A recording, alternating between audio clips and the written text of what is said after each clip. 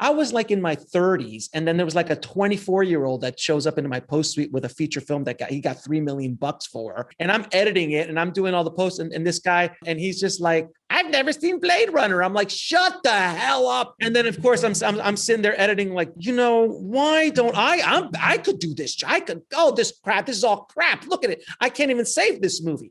And I could have done such a much better. Why won't someone give me $3 million? And blah, blah, blah, blah, blah. I was an angry and bitter filmmaker for a long time. And then everything changed after I launched Indie Film Household. Welcome to The Practical Filmmaker, an educational podcast brought to you by the Filmmaker Institute and Sunscreen Film Festival, where industry professionals talk nuts and bolts and the steps they took to find their success today.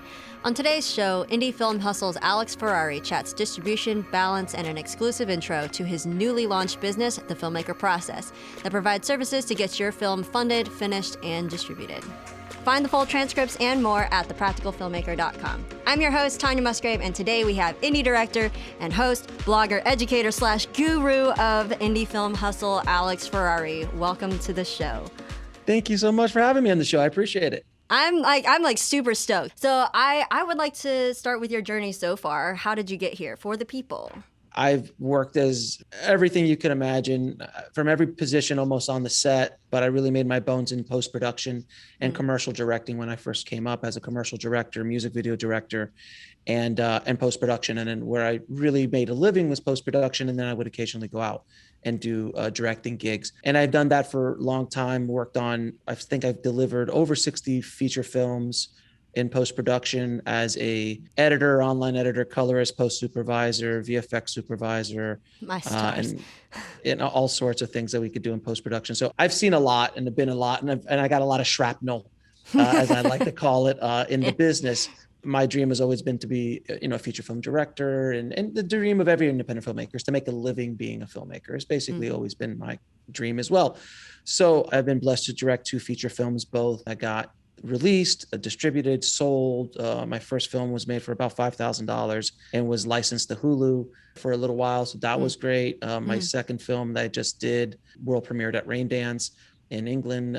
So I've had a really interesting journey. When I was 26, I almost made a $20 million film for a mobster. I wrote a book about it called Shooting for the Mob, which is my whole year-long journey where an actual gangster, I was basically locked in to this deal with the devil to make a movie about his life. And our production offices were in a racetrack and all that kind of good stuff.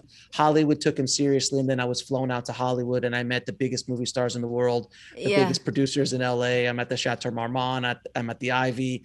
And I even have a whole chapter dedicated to Batman, where I went to Batman's house and hung out with Batman at his 10,000 acre ranch, talking about how he was going to be in my movie. And I was in a penthouse screening room watching the sizzle reel I made with this $1 billion producer and all this crazy, while my life is being threatened on a daily basis from a bipolar gangster. Awesome. So I've gone through some stuff in the business, and in 2015, I decided to launch the Indie Film Hustle podcast and blog to help filmmakers, because I got tired of seeing filmmakers get kind of like chewed up and spit out by this business. Yeah. And again, being a post guy, I was in the room 8 hours a day, 10, 12 hours a day with filmmakers, producers, listening to the stories, hearing their tales of woe, how distributors were screwing them over and how they didn't get paid, or this drama there, or that drama there. And that, in addition to all of my own personal experience being in the business, I looked out in the marketplace and in the podcast world, and I just didn't see anybody that was telling the truth as I knew it and was coming from a place of experience. There was a lot of people out there talking about it and from their point of view and their perspective, but no one really that I saw that had real experience in the business was talking real. It was all like, rubber meets the road. Yeah, go to film school. You're going to be great. Everything's going to be fine. That's not the world we live in. So I wanted to put out a resource that could prepare filmmakers and then after that screenwriters for the realities of our business. And one of my quotes that I always say is follow your dreams, but don't be an idiot. No matter who you are, no matter what level of success you have, whether you have Oscars, whether you've made billions of dollars, you're going to get punched in the face by this business. At every stage of your career. Steven Spielberg still gets punched in his face. I promise you. Now, the difference is that he's taken a few punches over his career. He knows how to take the punch and keep going. He knows how to duck. He knows how to weave. And occasionally he knows not to be where the punch is being thrown. And that is time. But everybody gets hit. And I think a lot of filmmakers walk into this business not knowing that there's fists going to be coming their way. And then when they get hit, they're out. They just get knocked out and they're gone forever from the business, or they get so discouraged that they just become angry and bitter. And we all know an angry and bitter filmmaker. And if we don't know an angry and bitter filmmaker, you are the angry and bitter filmmaker that everybody else knows. Because I was an angry and bitter filmmaker. Oh God, I was pissed. Can you imagine? I was like in my 30s, and then there was like a 24-year-old that shows up into my post suite with a feature film that he got $3 million for to make some stars in it. And I'm like, and I'm editing it and I'm doing all the posts, and this guy editing it. I'm editing it, and this like guy's salt in the wound. And this kid in the background, and he's just like, I've never seen Blade Runner. I'm like, shut the hell up. God. And then of course I'm sitting there editing like, this mother, why don't I could do this. I could, this is all crap. Look at it. I can't even save this movie. And I could have done such a much better. Why won't someone give me $3 million? I'm blah, seriously. So like, what dues did you pay? Yeah, exactly. What dues did you pay? Like, how dare you? So I was an angry and bitter filmmaker for a long time, until I realized it just wasn't helping me, wasn't getting me anywhere.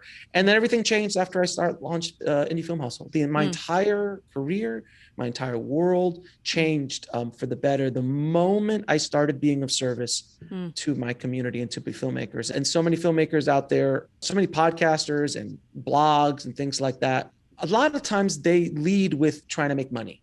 And trying to get money from filmmakers. And I don't. I give away so much content. It's obscene how much I give away. I only charge for a little bit. But if anyone's like, I can't afford this course that you've done, I'm like, that's okay. There is 700 hours of top-notch interviews and conversations and content that you can go into for free. And if you never pay me a dime, I'm good with that. If that helps you on your journey, I'm good with that. So I always lead with service. And the moment that I did that, doors swung open and opportunities presented themselves. And it didn't happen overnight, but it started to gradually grow. And I've been doing this in July. It's going to be 6 years. Like that particular pivot is it's so striking to me because it reminds me of a book. It was something simple. It was just called Love is a Killer App. And he was a guy who had made multi-million-dollar deals on a handshake, and just talking about the flip of being worried about where you're going in your own life versus putting out something great into the universe where like you can just like, hey, actually I want to help you. And I mean, it's a mindset change. It's like the difference between like worry and gratitude, If you want your dream to come true, help somebody else with theirs. It's so true because I've had the blessing and the privilege of talking to a lot of my listeners over the years at festivals or at AFM or at events and things like that. Listening to my podcast has changed their life. Has changed their career. They read one of my books and just goes, oh my God, my whole world has been changed upside down. One guy's like, you saved me $500,000 from signing a horrible deal with this distributor after I listened to this podcast. And then I bought your course and then now and I went through your course and now I'm prepared to deal with these distributors and things like that. And I can't tell you, it's a high. It's a drug that I'm addicted to now. So I need to continuously do that. To know that I'm making that kind of effect on people's lives is really addictive. Like it's the same thing as when you give. We're wired to give. We're wired to be collaborative as a species. So when we give a gift and you see the happiness in someone else's face, we get endorphin rushes. That's chemical. That's wiring. We're wired for that. That's why I'm just addicted to doing as much as I do. I might have gone a little overboard. And nobody every time I get on a podcast, the first thing they podcast, I was like, "How you doing this? I don't understand. How do you do this? I don't get it. I don't understand it." And then the second question after was like, "How are you making money? Like how? I mean, you live in LA." That's not cheap. How do you do this? That's a valid question. That's a valid question. Like, why don't you answer that? How about just for me? It's basically and for people listening, and I wrote it in my book, Rise of the Filmtrepreneur, is building ancillary product lines and services that are just multiple revenue streams. So it's some of them $5 here, $10 there, $500 here, $1,000 there. Yeah. And at the end of the month, it starts to add up. And then stuff gets paid for. And then all of a sudden you look at your balance sheet, you're like, oh, that's working. So when one goes down, it's like diversification 101. When one's like, oh, that affiliate isn't doing a whole lot of money this year. Oh, but this has gone up, and it kind of balances it out. And then you bring in a new revenue stream and like, oh, boom, that just jumped up a little bit of money. And oh, boom, that just jumped up. And some things that were huge for me 3 years ago are nothing to me now because they dry up. People are not, I used to be master classes, like #1 filmmaking affiliate. Like I sold more Aaron Sorkin and Werner Herzog master classes than probably anybody.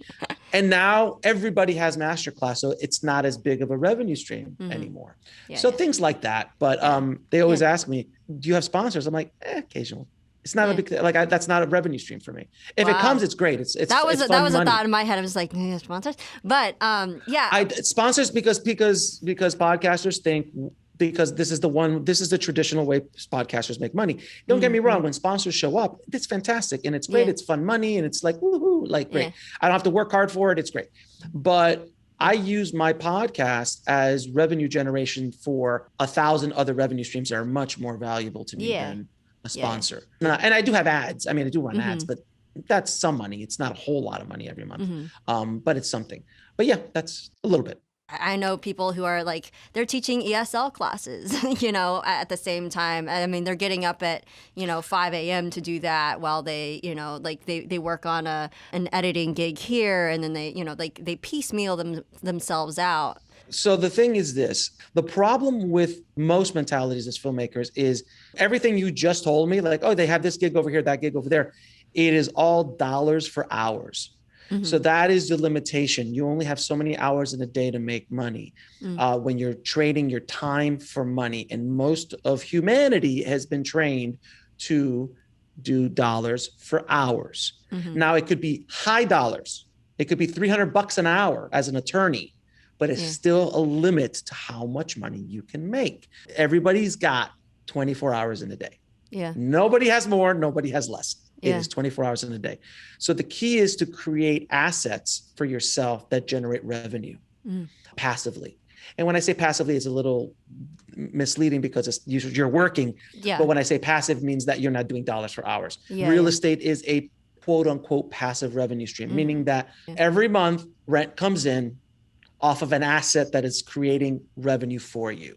What I've done is I've created digital assets in the digital world. So a book is a digital asset. And then off of the one book, I've got audiobook, ebook, paperback, all of those. And then in the book itself, they're lead generators to go to my website to upsell them to courses or just introduce them to my ecosystem and give them more free content. Or if they want to go down a paid route, they can go down paid route and so on. Imagine hundreds of those spread out through a bunch of different ways. So as filmmakers, if you can find ways to create assets for yourself, so a film that you own and can put up on platforms and sell and create multiple revenue streams around a film, that's the whole Filmtrepreneur method. Those are assets. So I just interviewed a filmmaker who's been making money for the last 10 years strictly off of just basically 3 or 4 documentaries he's made. But he has a niche audience that he's focused on. He's created multiple ancillary products and services around it, and he's been able to generate obscene amounts of money off of just that. Rise of the Filmtrepreneur. That's what the whole thing is about. And I literally break down something I call the Filmtrepreneur method, which is how filmmakers can create a film. But when they're creating the film, they're thinking about a niche audience. So you're focusing on a niche audience. That's the key to the film. That's the key. If you try to make a broad comedy, you're going to fail. If you make a vegan chef comedy, romantic comedy, then you could focus that on the vegans, on the vegetarians, on paleo, on people who are, that audience. You can target those audience. You can reach that audience. And then you could also create a cooking course on how to become a vegan, and then maybe possibly some books, and maybe team up with someone else and maybe sell some ancillary or affiliate products for people. So if you have an audience, figure out what they want and what will serve them, and sell multiple services, products, whatever, because they're going to buy those products or services somewhere. Might as well them come to you, because if you've built up that trust with the film, that will help. So that's one way that filmmakers can go. But if you're doing the dollars for hours thing, try to always have multiple skill sets, multiple tools in your toolbox. So when one revenue stream, which is, let's say, editing, dries up, or, COVID hit, production's not really happening right now, really helpful to understand editing at that point in the game. So if you're a camera assistant and then all of a sudden COVID happened and there's no production for 7 months or longer, maybe I could still do editing. So you constantly should be building skill sets. And like we said before the interview started, I essentially ran the entire indie film hustle universe, which is pretty broad, by myself for years, meaning that I did all the work myself with very little help from anybody else. And I was only able to do that because I built so many tools. I put so many tools in my toolbox over the years that I'm like, before I launched the film hustle, I didn't know how to really build a website. So I taught myself. Yeah. And now I build websites. People ask me all the time, can you build my website? I'm like, absolutely not. Absolutely not. I will never build a website for anybody else. But I could do that again. Never again. But I could easily charge $5,000 a website comfortably and build out, because I build out websites like water, as you guys know. I have so many different websites all this, but that's a skill set that I built. So now that's something I always have in my back pocket. And then editing, and then color grading, and VFX, and camera work, and all these other things that I do. So I'm constantly broadening all the different revenue streams that I can create. And I think where filmmakers get caught up is like, I'm only going to be an editor. I'm like, I wish you the best of luck. Because the marketplace will change. Yeah, well, I mean, piggybacking on that, this actually does come from this is a listener question from a student. She was curious what some of those pros and cons of each would be. For instance, a lot of what you're saying is if one would continue wanting to be an indie filmmaker and having that kind of freedom and not necessarily being worried about the union and, like that kind of thing. But she was still curious, like, what are the pros and cons of each? Like, which one do you think is better in like some areas or weaker in others? Specifically because in traditional Hollywood, like some of the people who are like, they get into the union and that's kind of like all they do. That's their shtick. That's, the alley, the lane that they are in. Some of them, like they don't feel the need to diversify or, like that kind of thing. And the hustle per se looks a little bit different for them.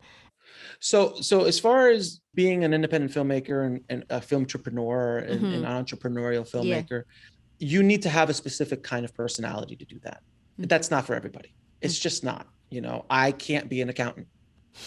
You do not want me to be your accountant. Absolutely not. Me neither, absolutely. Don't worry. You do not want me to proofread your book. You do not want that. I promise you. So everyone's got their own lane. You have to figure out what that lane is for yourself. Now, when you're in a union, there's no guarantee of work if you get in, but it depends on your market. It depends on where you are. It depends on the world that we're in. There's so many different things that happen. Unions are wonderful and I love them. Sometimes they can be anti-work, meaning that, you can't work on anything other than union. So that limits you, especially if you're on the lower end of the union spectrum. If you're you're a big guy with a lot of credits and, you can, that's different. But when you're just starting out, you just got to hustle for work. So depending on the state you live in and all that kind of stuff. And I've seen that work. I mean, I lived in a right to work state and I also lived in I live in California. So there's a completely different mindset there. Oh yeah. There's people who will be happy working at a job for the next 10 or 20 years doing what they love to do. For me, that's personal hell. Like I can't do that. I am unemployable. I am intellectually unemployable. I cannot work for somebody else. I can work with other people. I can partner with other people. I can work with companies, but I cannot I can't have a boss like that. I've been fired from the 2 full-time jobs I've ever had years ago. This is 20 years ago when I did that. So you need to ask yourself the question, what kind of person am I? Am I willing to put in the work to be an entrepreneur?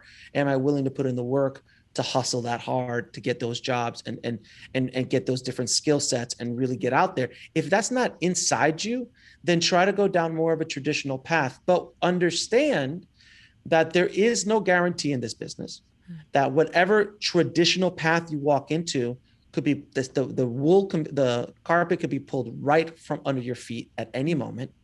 Things change so often. Before, in the 50s, 60s, 70s, 80s, even in the 90s, things were a lot more stable and things didn't move so quickly. Now things are changing so rapidly. Our business is essentially under attack. The theatrical business is gone. So the world shifted so rapidly over the last year. Before that, it was changing. So there's no real stability anymore. I'm not saying I'm from the streets, but someone who hustles the streets and people who are in corporate America all day, both of them are going to have difficult times in each one. But I promise you, the street hustler, when they get into corporate America, they'll figure it out. But corporate America going down to the street level, they will probably die. And I'm not, but that's that kind of hustle that you need to have inside you. And I've been doing that since I was 9. I was hustling garage sales when I was 9 and 10, selling stuff and I was the only 10-year-old with a fat wad of $100 bills in their pocket, going out and buying them baseball cards, comic books, and garbage pail kids. You have no idea what I probably just said, but I don't, sorry. I know you don't, because you're a youngin', and that's fine. But I was hustling at that age, and that's something that was completely inside of me. And I've been a hustler in that way all of my life. So that's just the way I'm built. So you have to ask that question of yourself. A bit ago, I remember listening to one of your podcasts. It was like about traditional distribution just being dead, and not even the distributors know what to do. Like everyone's just throwing stuff to the wall and just seeing what sticks. And I'm curious what changes you've seen. Distributors now, a lot of them really don't know what to do. What they had held on to for decades is gone now. So what was the thing that made money was DVD. DVDs boom in the late 90s, early 2000s, all the way up into probably 2010. My God, you could do Sniper 7 and it was an automatic $5 million done. $5 million easily because of DVD sales and international DVD sales and all this stuff. So DVD was the savior. But when streaming showed up, it started to just completely destroy. And now DVD market is essentially dead. For the most part, there's still people making a lot of money. Except for I saw one on your about like DVD not being dead. It's but it's a niche, and it's a niche audience, and he's selling DVDs out of the back of his car essentially, and making bank, and that's something you could do. But the mass market DVD market sales are just every year it's going down, and Blu-ray is going down. And unfortunately, I think physical media might go away completely one day from the major studios. I hope not. I hope it stays around like vinyl does. Yeah, like record sales they're going back. Yeah, record sales are up. So I'm hoping that Blu-rays, which is still the best way to watch a movie at home, not theatrical, but at home, it is the best way to watch a movie. It's much better than any streaming compression. I hope that it will stay alive.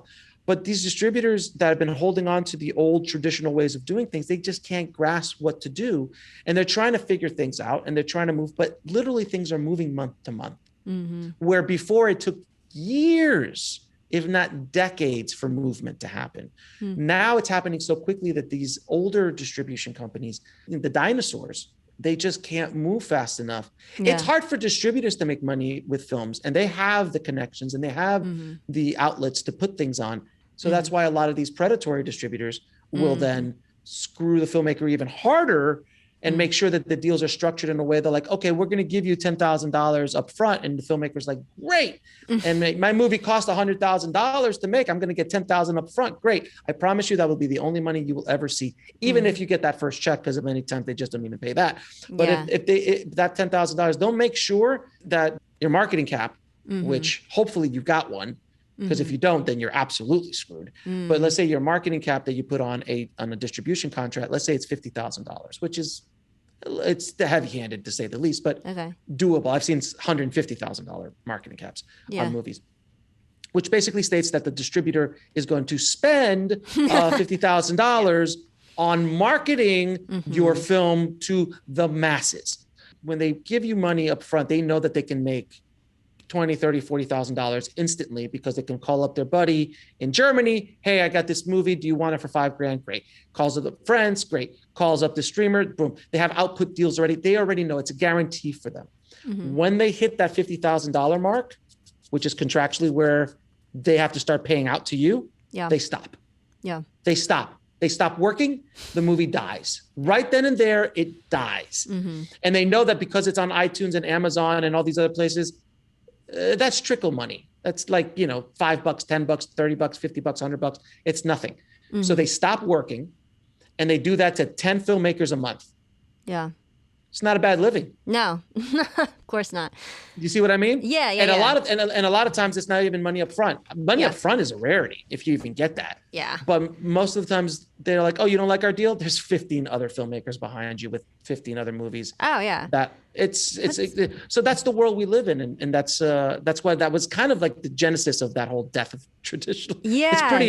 It was pretty intense. I remember when I released that. There is a listener question about this.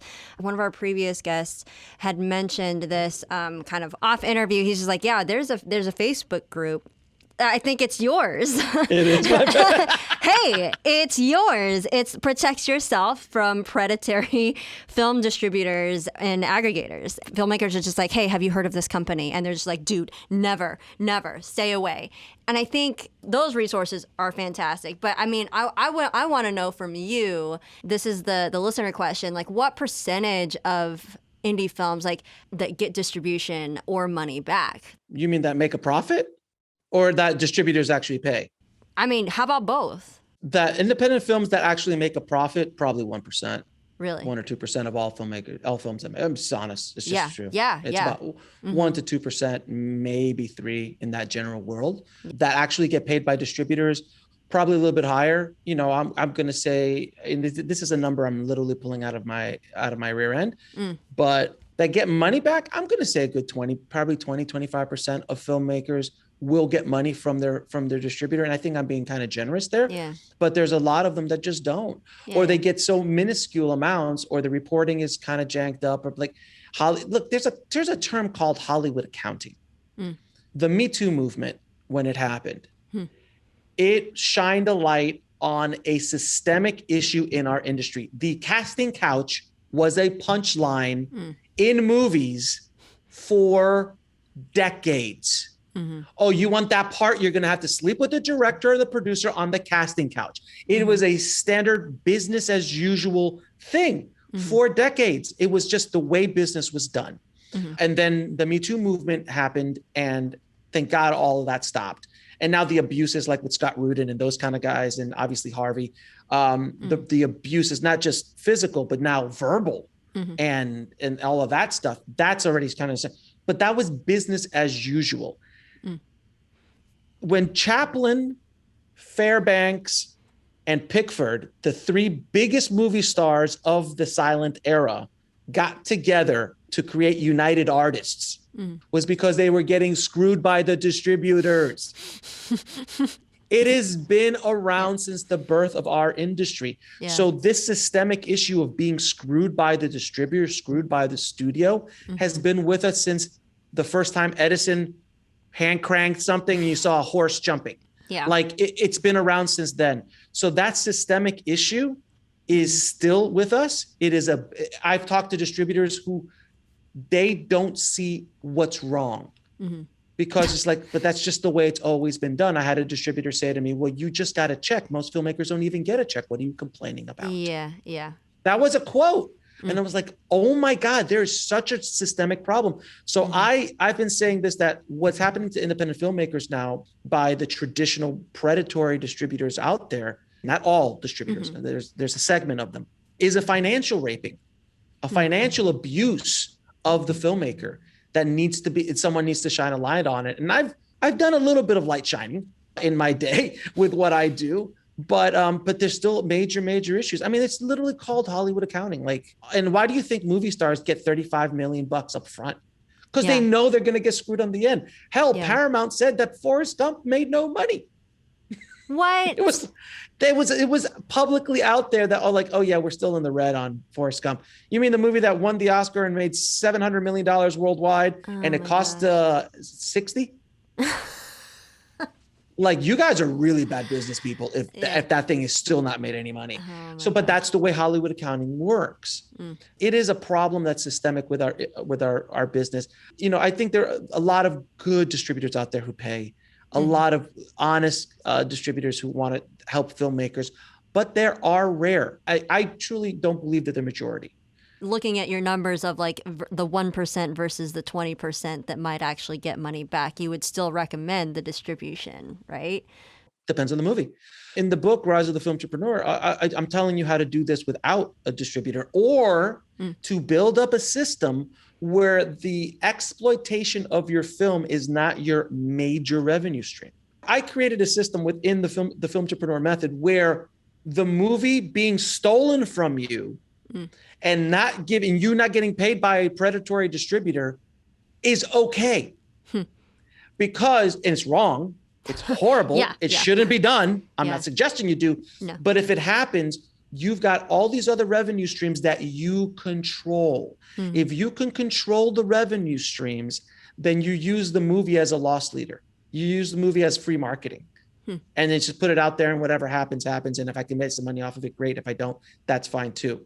But I promise you, in the vegan chef movie conversation, you'll make more than the $2.99 or $3.99 rental on Amazon or iTunes. You'll make more selling a $50 online cooking course. How many books will you sell? Vegan books that have branded the name of the movie or something along those lines, or how you work the whole story and how you do the whole thing. So it's a different mindset. It's a shift in mindset. And most filmmakers don't understand that. They just think, make movie, ugh. Finish movie, ugh. Go find distributor, ugh. Sit back, collect check, ugh. Go to the beach. Like, that is the way, but that's what we've been taught. Most of that's what film school teaches. Film schools don't teach multiple revenue streams and how to become an entrepreneurial filmmaker. They teach you the traditional way of making a movie, traditional way of posting a movie, traditional way of distributing a movie, and how you have to go. And if they even teach that last part, it's a miracle. Most film schools don't even talk about that stuff. They just teach you the craft. And I love film schools, and I think they do a great part, but some of them are not a little behind. I am going to wrap a question up in some backstory. I'm actually currently at my alma mater right now. This is their studio, helping to produce a micro-budget feature. So like every 4 years, they put together a feature so the students have the opportunity to be part of a larger scale project. Sure.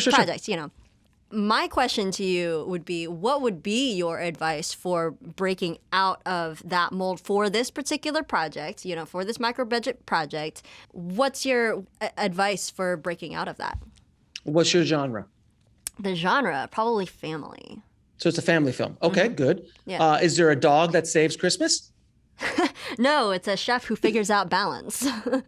It's a what? A chef who figures out life balance. Okay. Between the good. Art and the rest of his. Chef, like the chef. So it's a family niche. Good. Okay. Any bankable stars in it? That is a no for right now. But that is another question coming about, like, like name talent being worth the ROI spend. And and what's the budget? I'm not sure if I'm allowed to say. Is it when you say micro budget, are we talking 6 figures or under 6 figures? 6 figures. So it's okay. So it's a 6-figure project. Okay. So that's not a micro budget for me. That's a low budget for me. Micro budget is like, I made a $5,000 movie, $3,000, okay, and a $3,000 movie. It wasn't $5,000. Okay. It wasn't $5,000. Okay, so your question is how to break out of what? What do you mean? Like, what's the question? So, because you were mentioning how, like, for distribution, everything is like just super traditional in one lane, when it really should be doing X, Y, Z. What is the X, Y, Z that they should be doing? Because it's a family chef. It's like a family film with a chef involved. You have the potential of teaming up with let's say, local celebrity chef or something like that. And since you guys are in a school, I'm assuming you have resources. So you can possibly put together an online course. You could arguably build out a little bit of an online business around this film and generate other revenue that's not about that. And then you can start targeting not only the family, people who are interested in family films, which is super broad and it's very difficult to target that. But that's why, like when you said chef, I'm like, okay, people who are interested in films about cooking or films about chef, that's a market, that's a niche. Start focusing on those. You could build some other stuff out around it. Whereas hopefully you'll be able to get some money up front from a traditional distributor. And there are probably really good distributors who you can get. You could probably get a nice licensing deal from PureFlix or something like that. But without stars, it's going to be difficult unless you follow a certain format. If I was making a movie about a chef, a family movie about a chef, I would incorporate in the storyline somewhere, if it makes sense for the story, that he or she starts creating online courses on cooking. Nice. So then you start implanting the idea of online courses of cooking. And imagine if you watch your movie, you enjoy the movie, and at the end of the movie, it's like, if you love this movie, you can actually buy the courses by the chefs here. Like if you actually want to make the desserts that were featured in this film, here you go. Right. And then you could build out a blog around different desserts and different recipes and different things. You could do interviews with this chef and other chefs, and there's a lot of things, but it's all work. It's all work, and it's outside the traditional way you think about making a movie. This is the filmtrepreneur way of making a movie, which is very different than make movie, finish movie, distribute movie, sit on beach and collect check. That is a very different model, and it's not for everybody. You were mentioning about name talent. This was one of our other listener questions. He was asking, do you think all name talent are worth the ROI spend? And it sounds like it is. Well, it is and it isn't. So it all depends on who you're getting. So if you have a name, and a name could be very different in different genres. So if you're in a chef, just a celebrity chef who has 1 million followers or 2 million followers on Instagram, that's name talent that you can insert into your movie, which I, by the way, would be doing that anyway. I would try to go out and get as many influencers in the chef space. Maybe in mindfulness space, if that's part of the storyline, and connect those and try to insert them in the movies. Because a lot of these guys want to be in movies. And they'll be like, oh my God, I'd love to be in a movie. Sure. Can you do a cameo? They'll be ecstatic to do something like that. And they'll promote it to their audience and blah, blah, blah. And then maybe you could partner with them.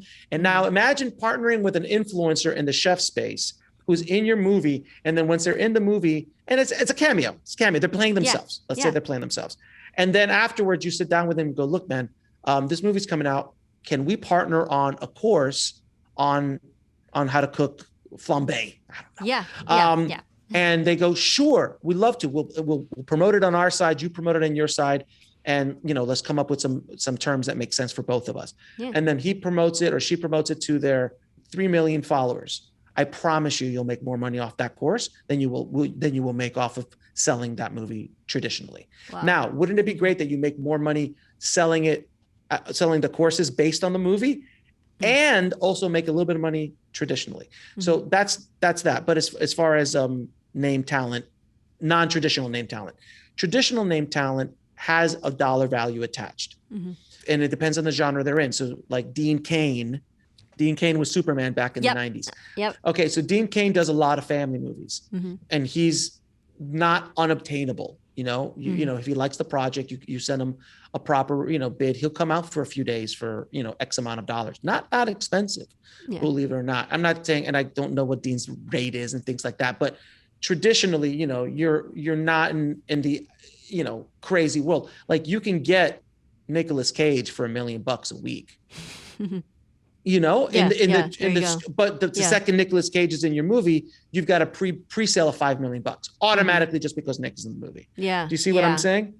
And the same thing goes for Bruce Willis and Stallone, and these guys they'll show up for $1 million and a half a week, which sounds like a lot, but in the scope of business, you bring a Stallone in, that's probably a $10 or $15 million buy worldwide because it's Stallone. And I'm sure they're not that cheap, but you get me. They're not $20 million like they used to be. They'll show up for 3 or 4 days, shoot out their scenes, and you're done. So some name talent has that value, but then other name talent, there's what I like to call paycheck actors. who will just show up for the paycheck, and they'll do anything and everything first come, first serve. I won't call out the names, but there are these actors and they do have value, but sometimes that value diminishes depending on the year. I worked on, as a post guy, on 2 to 3 movies with the same actor in it. And that year he made 17 movies. His value completely got diluted. Yeah. So when this poor producer / director was so excited about, like, hey, I got this person in the movie, I'm like, oh, that's great. And he goes, I got 2 other movies I've been working with him on. And he's like, oh, that's cool. And then he went out to the marketplace to try to sell that movie. And they go, that's okay. We already got 2 other movies with him in it. Yeah. Because he was everywhere. So this year it was worthless. And that was what he was banking his entire budget on. No. Do you see? Do you see how it works? Is it valuable? Yes. Some name talent is valuable, but there's so many different definitions of name talent, where there's people like that, like Dean Cain, Michael Madsen, Eric Roberts, Danny Trejo, these guys that you see all over the place. They'll show up, you pay them, and if they like the project, they'll do it. But then there's influencers. A chef in a chef movie that has 3 million Instagram followers is more valuable than Michael Madsen. There's a lot of things that need to happen for that to work. But anytime you can get a recognizable face or name in your movie, it's a good thing. It's all about ROI. So if you have a $100,000 movie, you got to pay 50 grand to get this person in. It's generally not a well-balanced scenario, but if that $50,000 automatically guarantees you a $300,000-$400,000 buy or pre-sales, do the math. Specifically for gear and gadgets, like what software or even resources, I guess, for you too. What are your favorite old reliables? DaVinci Resolve is what I use for all my posts now, for color, for editing. I was one of the first guys editing features on DaVinci. I love Blackmagic cameras. I think they're great. I think they're the best bang for your buck anywhere. I've done tests where I've shot with and this is heresy, but I'm going to say it. I shot with an Alexa and I shot with a Blackmagic. Yeah. And if you shoot down the middle with the same lenses and the same lighting, you shoot it right down the middle, perfectly exposed. I promise you probably won't be able to tell. The normal human beings will not be able to tell. The moment when the Alexa becomes the Alexa is when you start losing light. And it starts to break, and it'll hold on to that image so much more. That technology is so much more solid in Blackmagic's. But that means that you're not doing your job as a cinematographer. And I know personally cinematographers who shot Alexa on sets of Oscar-nominated films. And they always have 1 or 2 Blackmagics on set quietly to shoot a little bit of B-roll or pick up shots. But and I ask them, why can't you use it? I'm like, I can't, man. It's politics, man. I can't.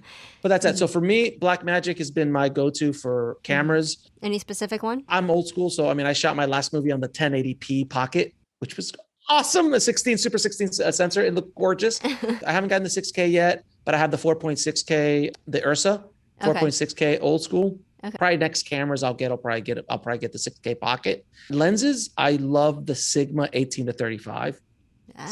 Great photo lens.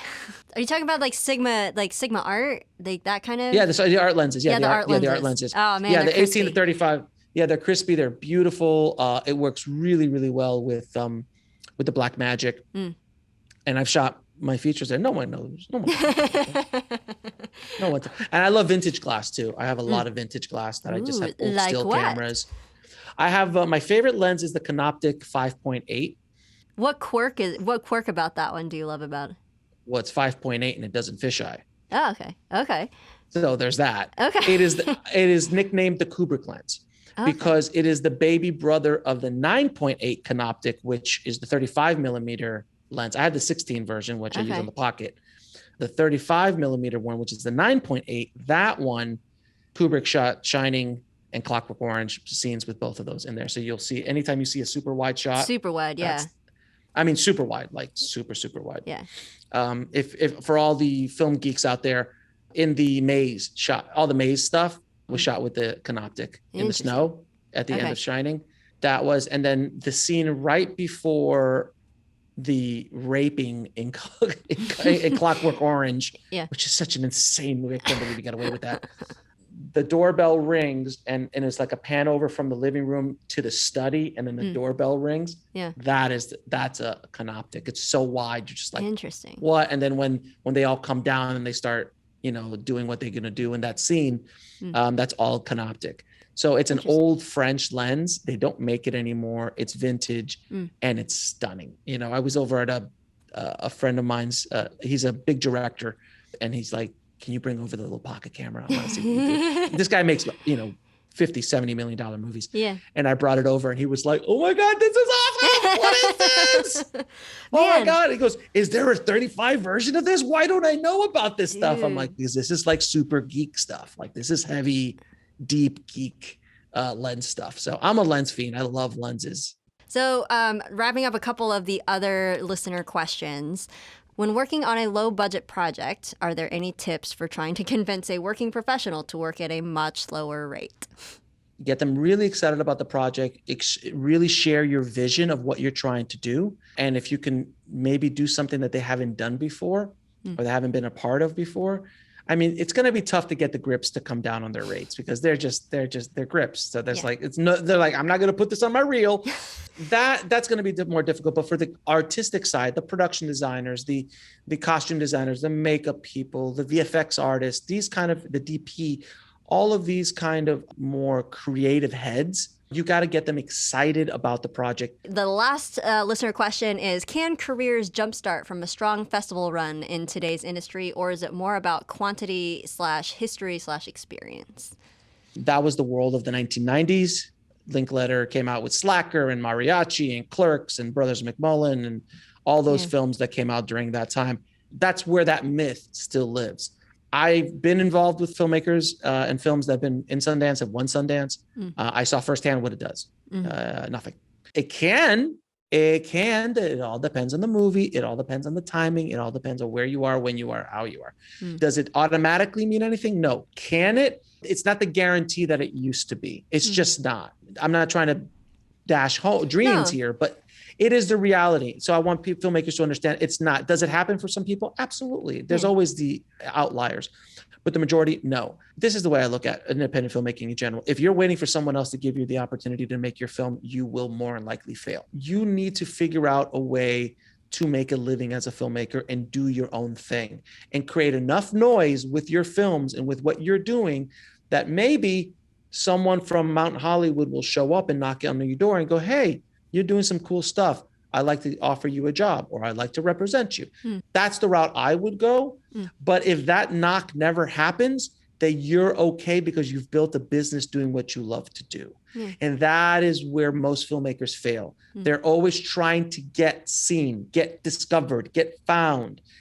That does not exist. Does it happen every once in a while? Sure. But you just have to do the work. When you think about lottery ticket winners, let's analyze who we're talking about. El Mariachi, Robert Rodriguez, still the most mythical one of them all, right? Because he was the first $7,000 movie, right? Then you're talking about Richard Linklater, possibly, because he kind of like that, but Clerks. Okay. Yeah. Paranormal Activity, Blair Witch Project. Anything happened in the last year, in the last 5 years, in the last 10 years, really? I had Max, the director of Palm Springs, who sold his movie at Sundance for $17.5 million and 69 cents, because now they have the official biggest movie ever sold at Sundance. And he told me the entire story of how he got there. And it was this magical, like, oh, this person knows this person, this person knows this person. Oh, it got into the hands of Andy Samberg. Andy Samberg's like, "Sure, I'll bring you on. Oh, I'll get my buddy J.K. Simmons to come on. We'll go, oh, I'll bring this actress on, and we'll all go out and do it." And they sold it for $17.5 million. Mercy. But it's like that history and experience that they were asking about. It's like you actually need to build like so you can get to that, so you can get to that. That doesn't happen without that history and experience. Really. No, you've got to have some sort of track record. And I think that Max had either directed just one movie, or I think this might have been his first feature, but he had directed a bunch of shorts and he wrote the script. So if you can own the material and own something that's really popular, you have more power and more say in where it goes and what you do with it. Yeah. That's another piece of advice. But don't hold on to the lottery ticket mentality, because it's not gonna serve you well. I feel like that lottery ticket kind of translates these days also as like, I'm gonna get on Netflix or I'm gonna get on Hulu, and I because you've gotten something on Hulu, and like I had chatted with somebody else who he had gotten his film on Netflix, and he was like, honestly, like I've done it. I've done the thing that indie filmmakers want to do. I've done it, but it's honestly a little disappointing. Because I know what Netflix pays and I know what Hulu pays, and it's not what they think it is. Yeah. You think that it's just be a not. thing. They think it's like, woohoo, stacking cheddar. It's not. It's not that. They don't do that. They just don't. Yeah. So, and even if you get on Netflix, unless you get like $500,000 up front, which doesn't happen, it doesn't really matter. Yeah. You know, it's great. Don't get me wrong. It's awesome. You get your film up there and a lot of people could see it and all of that kind of good stuff. But, you know, can it lead to other things? Mm-hmm. Sure. Could you get some more work out of it? Possibly. It's a good thing, but it's not going to be the same thing for everybody. So what current project are you excited about? Well, on the show, I'm going to give you an exclusive. I've never spoken about this to anybody else yet, because when this recording comes out, it will hopefully be released. So now I actually have pressure. So thank you for that. You're welcome. To make sure I release it before then, I wanted to create a new company that helps filmmakers fund, finish, and distribute their films. Okay. And there is no other company on the planet that I know of that does all of these things all under one roof. Interesting. It's called Filmmaker Process. Now, Filmmaker Process offers comprehensive services that will help your film get to the finish line. We provide budget and scheduling, business and financial forecasting, pitch decks, production contracts, and form templates, payroll, post-production services, trailer editorial, poster, DVD, and VOD artwork creation, and much, much more. Our goal is to assist filmmakers working at any budget level get their film produced and distributed. Interesting. So if you need a pitch deck for your screenplay or for your project when you're trying to get to investors, we can create that pitch deck for you. Yeah. If you need a budget and schedule, which you will if you're going to try to pitch to an investor, we could do that for you. If you need sales estimates from international, so like perfect example, your micro budget film, I would ask you, okay, who's in it? No one's in it. Okay, well, this is the forecast. Doesn't look good. But if you put a name in it, they'll go, okay, well, in this country, this will sell and this will sell. And this is done by a real sales agency who has sold hundreds and hundreds of films. So they really have the real numbers, and it's a really detailed thing. We have legal contracts and forms. We have $25,000 worth of contracts that are real contracts, solid, not rinky-dink things that have been used on hundreds of $20+ million films. Okay. Post services, we have a post house that we've partnered with to provide independent filmmakers with everything you need to finish your movie. And trailer editing. Like we do a trailer editing for $2,500 and you get a full-blown, properly done trailer by a professional trailer editor. And there's different packages. Okay, yeah. Because I was curious if it's like, all right, is this like is it project by project basis where it's just like we take you through the whole entire thing, or it's just like, well, I actually only need this one thing? Oh no, no. This is not all of it. This is all piecemeal. Okay. So you can pick up whatever you want. So you could get, I just need trailer editing and someone to design my poster for me. We got you. Yeah. I need all my film deliverables because I just got signed with a distributor, or I'm going to self-distribute it and put it out on these platforms. But I have no idea what the deliverables I need. I can get you deliverables, because that has been the biggest thing ever is film deliverables, because filmmakers do not understand film deliverables at all. And they're like, oh, iTunes needs this kind of bit rate and this thing. They're and this random checklists. And we have that as well. And we have payroll. We partner with one of the leading payroll companies in the business. So if you're doing payroll for your film, we can do that as well. So it is something that's never really been put together all under one roof. And I'm hoping that it will help a lot of filmmakers out there. Interesting. So I'm really excited. So it's filmmakerprocess.com. Filmmakerprocess.com. Filmmakerprocess.com. It lives on the Indie Film Hustle website, but that's the direct link. But that's what's going on there. So I'm just trying to build out as many resources as I can for filmmakers throughout all of the things that I do through IFH Academy for courses and IFH TV, the streaming service for filmmakers. And I just launched a new podcast called the Next Level Soul podcast, dedicated to figuring out more deeper questions about life, about a person's spirituality, not religious or spirituality, but about just asking the big questions about life. Like, why are we here? How do we find our mission in life? How do we get through, the obstacles that stop us? How do we deal with our egos? All of these kind of larger questions that I really couldn't tackle in my filmmaking world and universe, the indie film hustle universe, I've touched upon it in some stuff like my meditation and stuff, but like to go deep dive into those kind of things. And we've got some very big guests coming up in the next couple weeks, next 2-3 weeks. And that's at nextlevelsoul.com. All right. Last question that I ask every guest. What question should I have asked you? What is the lesson that took you the longest to learn, whether in the film business or in life? Ooh. To answer that question, for me, is patience. I needed to learn patience. And when I had, and I'm going to be that douchey LA guy who drops names, but when I had Richard Linklater on my show and I was talking to Rick, he said a profound question for all independent filmmakers. However long you think it's going to take twice as long and be twice as hard. Ooh. And I was like, wow, that's from an OG indie filmmaker. Like he's been around. I think he just turned 60 this year. So he's been around. And for him to say that, I was like, wow, that makes all the sense in the world. And he's absolutely right. And patience. I was so impatient. I was like, why hasn't Hollywood figured out I'm a genius? Why hasn't Steven Spielberg knocked on my door and given me $20 million to make my opus? Why is this not happening? Don't they understand I've watched all the movies? Don't they understand I worked at a video store just like Quentin Tarantino and Kevin Smith? Why don't I not get this treatment? Where's the truck of money that's supposed to come and fall on my doorstep? But patience is the biggest thing. It's going to take you a lot longer. It can't be a 1-year plan. It's got to be a 10-year plan. Yeah. And if you don't absolutely love this, get out, do a Jordan Peele and just get out. It is tough. It's brutal. It is merciless, and it will crush you if you don't love it. Because if you don't love it and you're in it for fame or in it for, God forbid, money or whatever other reasons you're in this for, if you don't love what you're doing, get out, go find another job, go get a real job, go work at a carnival. And find what you do love. And find what that thing is for you. Because if it's not this is just too tough, man. It is just too tough. The disease that is filmmaking would not let me go. It just kept calling you back like a siren because like, this is what you need to be doing, Alex. Yeah. Alex, thank you so much for your time. Of course. Thank you for having me on the show. And thank you for doing what you do. I appreciate you pulling up the good fight out here. So I appreciate it. If you enjoyed this interview, follow us right here and on Instagram, and check out more episodes at thepracticalfilmmaker.com. If you have comments or know someone who would be a great guest on our show, send in your suggestions to Tanya at thepracticalfilmmaker.com. Be well and God bless. We'll see you next time on The Practical Filmmaker.